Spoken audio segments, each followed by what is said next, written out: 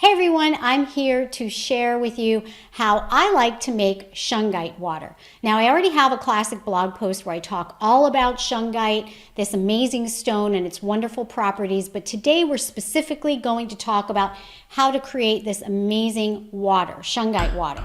Now, most geologists now agree that the Shungite deposit was created by layers and layers of ancient organic remains from here on planet.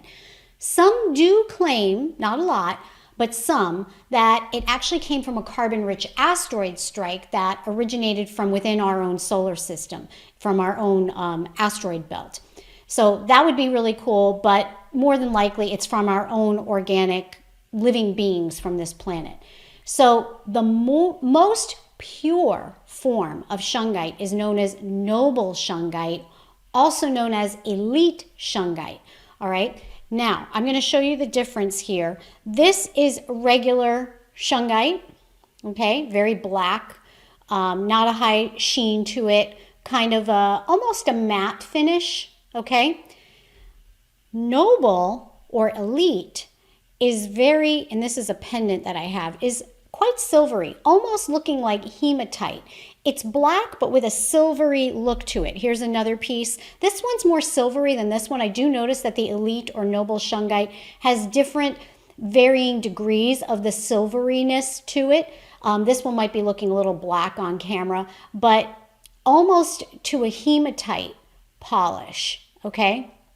Now, the Noble or Elite variety is my preference if we're going to be creating water that we're going to be drinking, putting it directly into my water. And we do that also if you're going to be using that water to create healing gem elixirs with, because the reason why is it's a more pure form of carbon.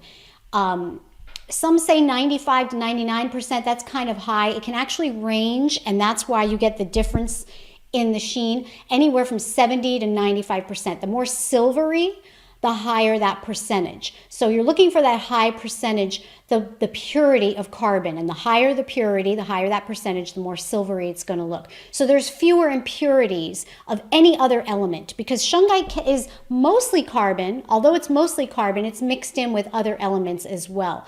So if you have a higher purity, you're going to be getting the energetic job done more efficiently with less interference from those other elements. Does that make sense?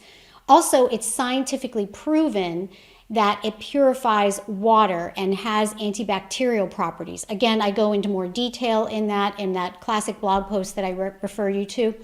And Shungite has a unique property of actually being able to conduct energy, all right? Now, what are you going to need to create this beautiful Shungite water? You want one small Elite Shungite stone. If it's polished and smooth, it's better because it's less likely to shard off. So if you're thinking of about the size, my go-to is always about the diameter of a quarter, okay? One large glass of water. This is really simple, guys, all right? You might want to jot down notes, but this is really simple. 3 things. One small Elite Shungite stone, about the diameter of a quarter. One large glass of water, in glass, not plastic or aluminum or anything like that. We like the glass.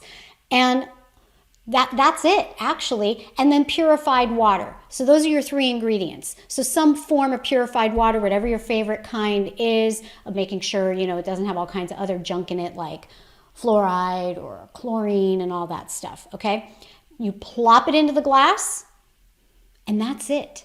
And if you need to use a straw, like a titanium straw, it's water.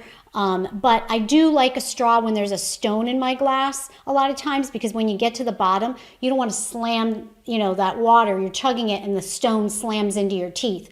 I've had that happen before. Luckily, they haven't broken, but it can happen. I've seen it happen to other people. So I'm just warning you, a straw is a good idea when you're just plopping a stone into a glass of water.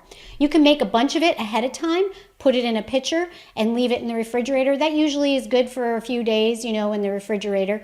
Now, how much of this Shungite water should you drink? Should you drink it all day long, forever and ever?